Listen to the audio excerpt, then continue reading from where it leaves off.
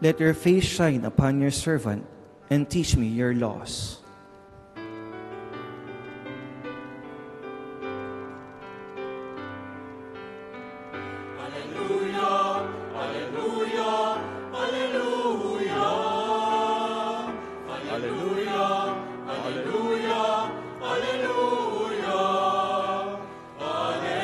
Hallelujah.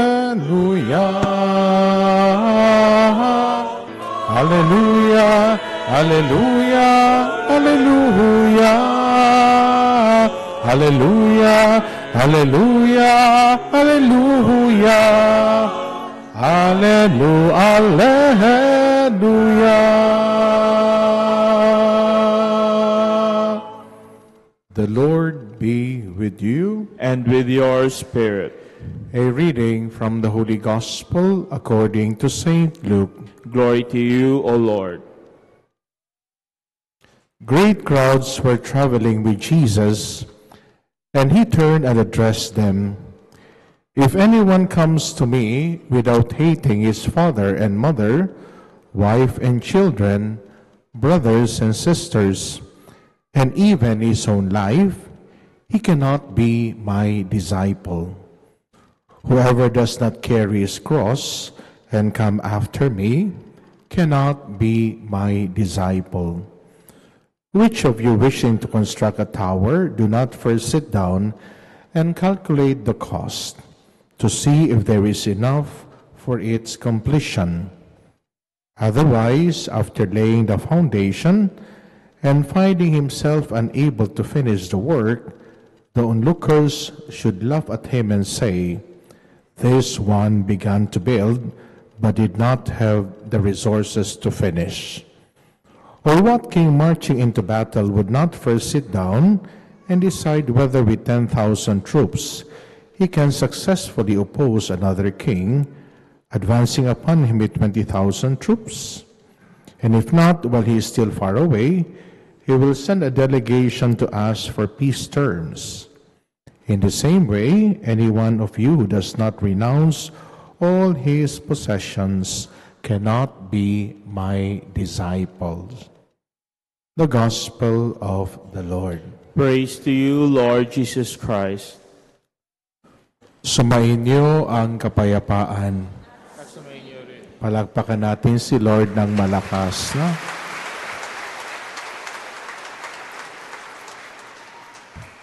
Harapin ang katabi, sabihin nyo sa katabi nyo, mukhang marami kang ipon. Sabi niya,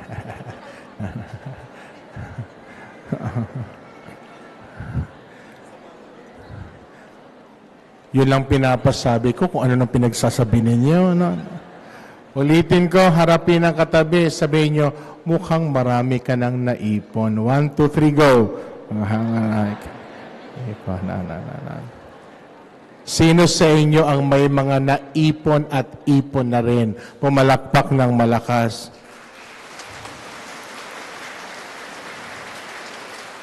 Wow! Sana all. Nakita ko si Lola, pumapalakpak ang lola ko, no? Lola, hello. Ang dami ka na bang ipon, Lola? Huwag mong kalimutan, kami ang nawawala mong apo. No? O, harapin uli ang katabi. O, harapin ang katabi. Sabihin mo, mukhang naubos na yung ipon mo.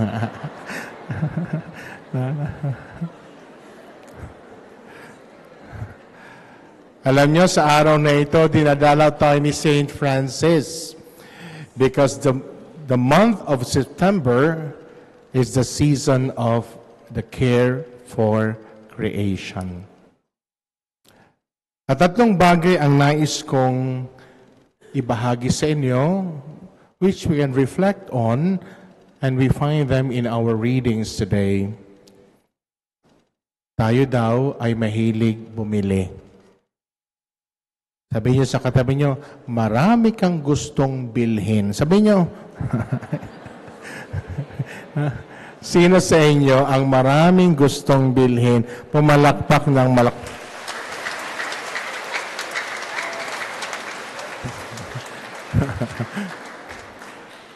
Tumigil na kayo, ha? Alam niyo, sabi ng simbahan, ganun daw tayo. Isa sa mga bagay na pakaingatan natin ay ang consumerism. There is in us that excessive desire for things that we don't need. Bibili, hindi naman gagamitin. Bibili, itatago lang hanggang sa makalimutan na meron pala siyang binili at itinago. Tama? Ayan.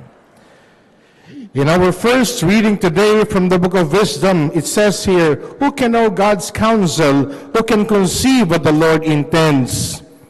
For the corruptible body burdens the soul, and the earth and shelters weighs down the mind that has many concerns.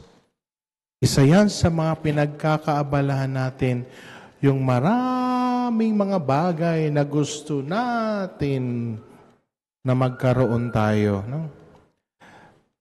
Well, please pray for a brother priest. No?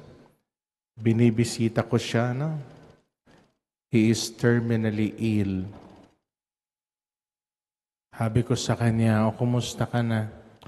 Sabi niya, Nolan, handa na rin ako. Kung talagang gusto na ni Lord, ano ang magagawa ko?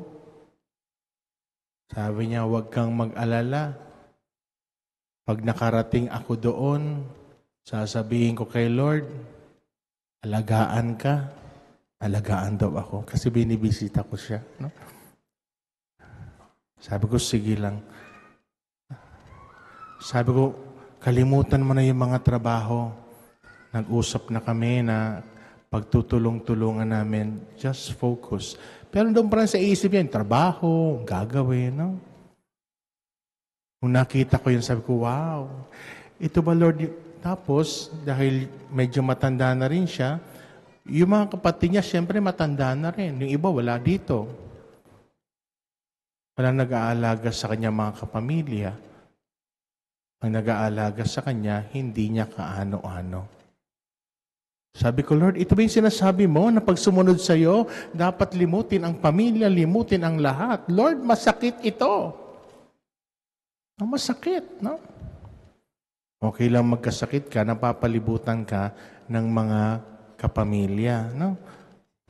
Sabi niya, Nolan, hindi ko na alam kung anong oras, umaga ba, o hapon, o gabi. Sabi ko, huwag kang mag-alala kapatid. Hindi mahalaga kung umaga, gabi. Ang mahalaga, palagi mong kasama si Lord. Iyon ang mahalaga. Please pray for him. Just pray. I did not to mention the name. Just please pray for that priest. No? Pangalawa, pagkatapos ng konsumerismo, isa sa mga bagay din mapaalala ng simbahan ay yung marami tayo mga nasasayang wastefulness. Sino sa inyo ang may mga napapanis na pagkain sa bahay, pumalakpak ng malakas? Ayaw aminin, ha? Ayaw aminin, no? Umamin din yung kaibigan ko, no? Ang dami.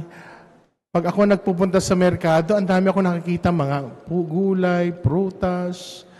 Sabi ko, sana pinamigay na lang ito. Maraming mga nabubulok. Alam nyo, aminin man natin sa hindi, marami tayo mga nasasayang na pagkain sa ating mga tahanan. Amen? Sino sa inyo ang may mga na-expired na gamit, pumalakpak ng malakas? Umamid din kayo. No? Tapos pag na-expired, sabihin mo, baka pwede pa ito. Magtatanong ka. Tapos nagtanong ako, ganun daw yan.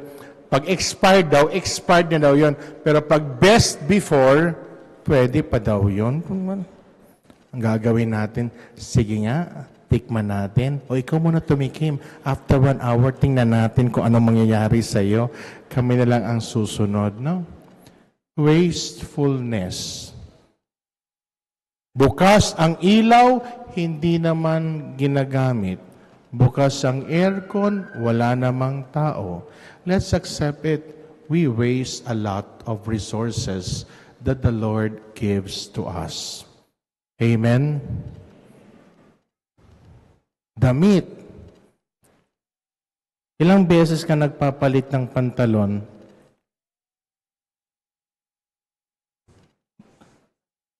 Twice a week? Wow, twice a week. Wow. Wala ba kayo naaamoy dyan? Wala pa yan. Nung kasama ko sa bahay, si Manang, pinagagalitan ko palagi. Kasi after 1 week, kinukuha na yung pantalon ko. Sabi ko, Manang, huwag mong kukunin ang pantalon ko. Pag nakakatayo pa yan, huwag mong kukunin. No?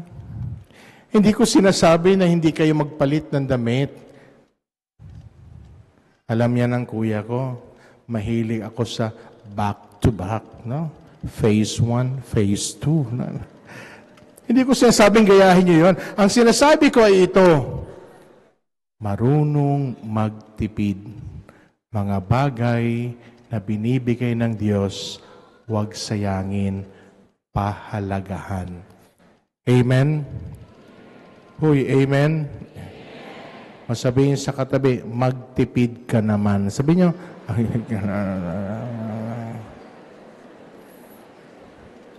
tinuro sa amin ang nanay namin. Di ba, Monsignor? Pag kumakain kami ng kanin, walang dapat na matitira kahit isang mumog. Mga magulang nagpapabaon kayo sa mga anak ninyo. Pag hindi inubos ang baon sa eskwelahan, pag uwi sa bahay, yan ipakain nyo for dinner. Walang dapat na masayang. Amen?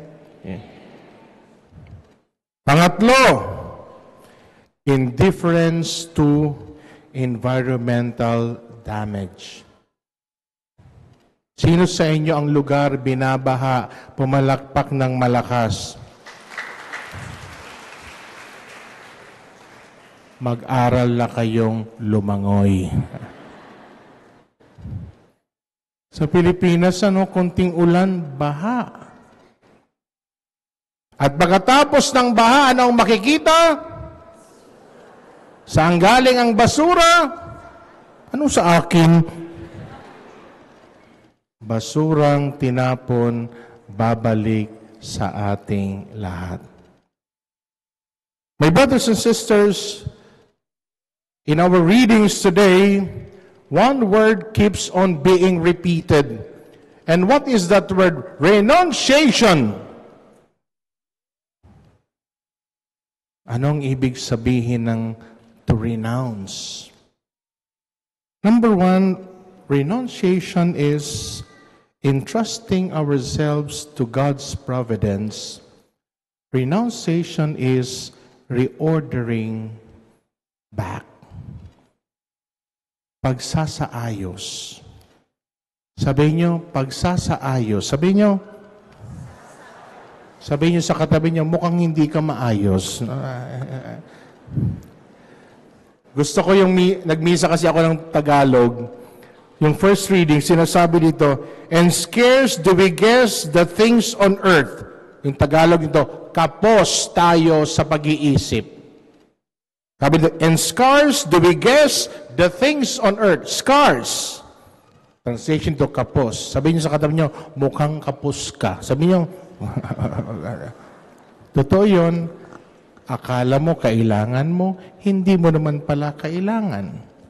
See? May mga nagpapaypay, mainit ba? Talaga? Monsignor, aircon. Renunciation is not simply abandoning or leaving behind, but placing ourselves in the hands of God.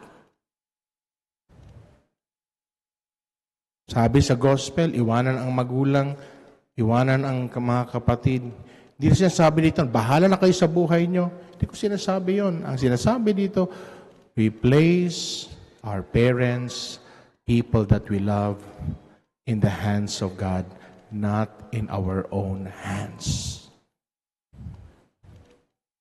Mga magulang, paghandaan nyo ha, lalaki ang anak nyo, at paglaki ng anak nyo, they will have their own lives. Alam nyo ba yon? Yes or no? Iiwanan kayo. Yes or no?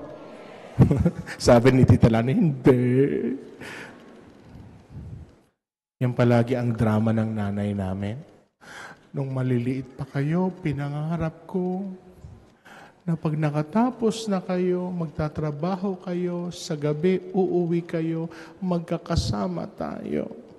Iiyak na ang nanay ko. Para matigil ang iyak niya, sabi ko, and the winner for Best Actress category is... Sabi ng nanay ko, yan naman palaging ginagawa mo, pinapatawa-tawa mo na lang ako, pero masakit.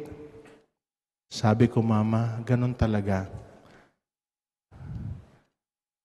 When we leave something behind, whatever it may be, it will always entail pain. And that's what the gospel says today. Carry the cross. Pain. Carry the cross. Lahat ng may mga iniiwanan, may nararamdamang sakit. Kung wala kang nararamdamang sakit, wala ka namang iniwan. Tandaan yan. Second, when we speak of renunciation, it is offering what we have back to God. Ibinabalik natin yung mga bagay at lahat ng bagay na ibinigay sa atin ni Lord. It is not the rejection of good things in themselves, but a recognition that all we have comes from God and belongs to Him. Sabihin niyo sa katabi niyo, wala kang madadala. Sabihin niyo, wala kang madadala. Sabihin niyo, totoo yan. Wala tayong madadala at the end of the day. Renouncing, it is giving back to God. I like the second reading today, the letter to Philemon. Nakikiusap si Paul kay Philemon. Si Paul kasi ay may nakilalang alipin, slave. Ang pangalan si Onesimus. And Onesimus started to follow the Lord. Ngayon, sabi ni Paul, aalis na ako, iiwan ko na si Onesimus. Philemon, alam ko na sa batas ng mga Romano, dapat siyang parusahan dahil tumakas siya. Ang isang alipin na tumatakas, pag nahuli, paparusahan. Pero sabi ni Paul, Philemon, pakiusap ko, baka naman dyan, huwag mo na siyang parusahan. Sayang naman, nakilala niya na ang Diyos. Huwag mo na siyang itratong alipin, itrato mo na siya bilang iyong kapatid. Alam niyo, there are even times that true discipleship calls us to surrender our claims to justice to practice forgiveness. Sasabihin natin, kinakailangan pagbayaran mo ang mga ginawa mo. But you know, look at the second reading today. Paul was telling Philemon, baka naman pwede. Yung ipinaglalaban mong hustisya base sa batas ng mga Romano, baka naman kalimutan mo na yon at ibigay mo na yung pagpapatawad kay Onesimus. Nang sa ganon, mamuhay na si Onesimus bilang anak ng Diyos, bilang kapatid mo, at hindi na bilang alipin. You know, sometimes nagngingit-ngit tayo. Grabe ang pagngingit natin. Ibalik. Ikulong. Parusahan. Ano kaya kung doon, nasa sitwasyon din tayo noon?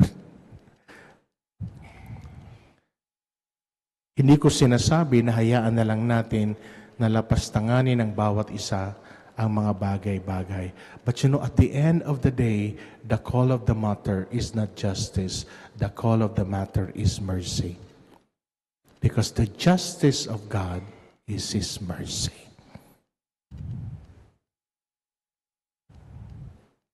Yung kapatid ko na iniiyakan ko last week, ay alam niya ni Monsignor. Ngayon naniniwala na ako na walang tao na hindi pwedeng magbago. Walang masama na hindi pwede maging mabuti.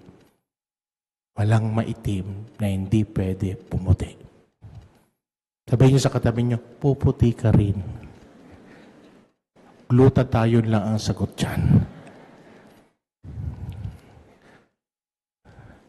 Lahat pwedeng magbago. Lahat pwede maging maayos. Lahat pwedeng ibalik sa dati ang kabutihan na ipinagkaloob ng Diyos. Amen? Uy, sumagot kayo. Amen? Yeah. Wow. Pangatlo, when we speak of renunciation is entrusting everything as a path to greater freedom. When we entrust our possessions, desires, and even our fears, we experience a profound freedom. Ito yung sinasabi ni San Pablo, freedom of the children of God. Kahapon, ang haba ng araw ko kahapon, 7 o'clock, hanggang 3 o'clock, may mga ginagawa, no? Nung 3:00, sabi ko, Lord, baka pwede naman magpahinga muna ako ng konti. Lord, matulog muna ako ng 2 hours, baka pwede naman. So, natulog ako, 4:00, nagising ako. Lord, di ba sabi ko 4 o'clock? Ay, 2 hours, di 5 dapat. 4 pa lang naman, Lord, ginising mo na ako. Yun pala, may nag-message sa akin. Tapos pagising ko, sabi ko, tinan ko yung cellphone, baka may nag-message na mahalaga. Meron nga. Yung kaibigan natin, Lani, si Ricky, sabi niya, Father, nandito na ako sa monasteryo.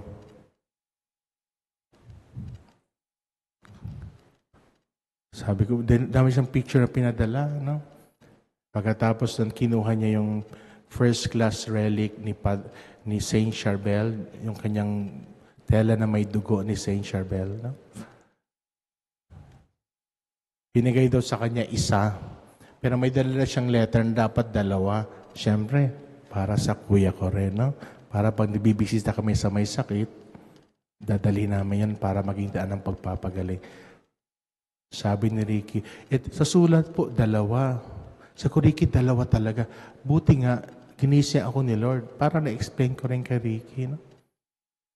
Si Lord talaga ang gumagawa ng paraan para sa ating lahat. And so if that's the case, why be afraid to surrender everything to Him? Why be afraid to renounce even our own lives? After all these things and even our life belongs to God. My brothers and sisters, as we celebrate the Mass today, handaan natin na yung hamon ng care and concern for creation. Ingat po sa konsumerismo. Pag hindi kailangan, huwag bilhin. May mga nakikita akong tinitira yung mga sisiw. Yung mga sisiw, nakita yung mga sisiw na may kulay. Kung tuwa naman yung mga bata, akala siguro na yun ang natural color ng sisiw. Pink, blue, no? Violet. No? May kasama kami sa bahay, nagpabili rin. Sabi ko, pritusin na natin yan. Huwag muna, Father, palakihin muna. Tapos lumalaki na yung sisiw, nawawala na yung kulay. Sabi niya, Father, bakit po nawawala na ang kulay? Sabi ko, kulayan mo uli. Hindi yan natural na kulay. Pero kalimitan sa mga binibili nun, pag binaglaruan ng bata at namamatay, hindi binibili ang mga hayop para paglaruan at mamatay. Amen? Inaalagaan. Inaalagaan. May mga hayop ba kayo sa bahay? Yes or no? Wow, mahilig kayo sa hayop, ha? Inaalagaan nyo ba? Yes or no? May mga tanim ba kayo sa bahay? Yes or no? May mga nakikita rin ako, bumibili ng mga balloon, tapos pinapalipad. Alam niyo bang mali yun? No, sinisira natin yung kalikasan. Pag bumaba yun, dumi. Gusto niyo ba na maging malinis ang mga bahay niyo? Yes or no? Oh, anong gagawin nyo para maging malinis yun? Itatapin nyo yung basura saan? Sa? Ang labas, grabe. Ayaw yung maging madumi sa inyo, pero yung basura, tinatapon natin sa iba. I think, let's really make this commitment. We renounce those things that really, truly destroy the creation of the Lord. Siguro yung mga gagawin natin, ang manginginabang nito, hindi na tayo the next generation. At least, may nagawa tayo para sa mga susunod na henerasyon. Huh? We pray that all of us in the months of September would really renounce things that destroy the creation of God. And will also renounce things that destroy ourselves, because we are the center of God's creation. Yung mga bagay na alam natin na makakapahamak sa atin at sa ibang tao, huwag natin gagawin. Amen? Imagine pa lang yung pinag-uusapan ng yung mga deepfake, yung mga nagagaya yung mga mukha. Anong tawag doon? Anong tawag doon? Yun ngayon, may mga batas. Because of those things, pwede kang ilagay sa video na hindi naman pala ikaw, mukha mo lang ang gagamitin. Imagine. If we don't want to be destroyed, we don't destroy others as well. Good things we aspire for ourselves, the same good things we do to one another. The care we want to feel will be the same care we show to each other. My brothers and sisters, let us renounce things that do not promote goodness. Let us renounce things that destroy God's creation. Let us renounce things that even destroy ourselves and our brothers and sisters. May that be our commitment today as we celebrate this Mass, the 23rd Sunday in the ordinary time. Amen?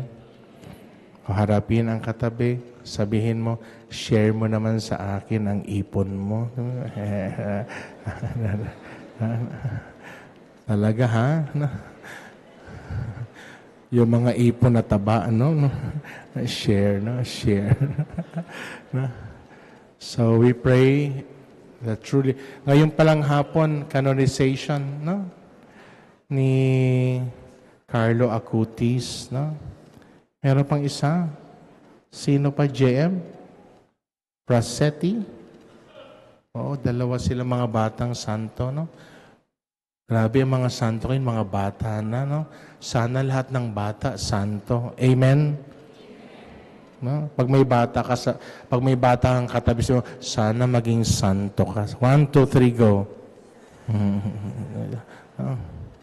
Kasi kalimitan sa mga bata ngayon, sakit sa ulo ng magulang. Bakit ganon? Dapat santo, maging mabait, maging mabuti. No?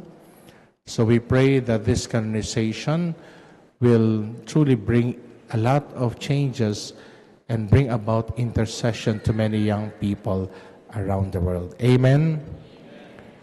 Saint Charbel, pray for us. Saint Charbel, pray for us.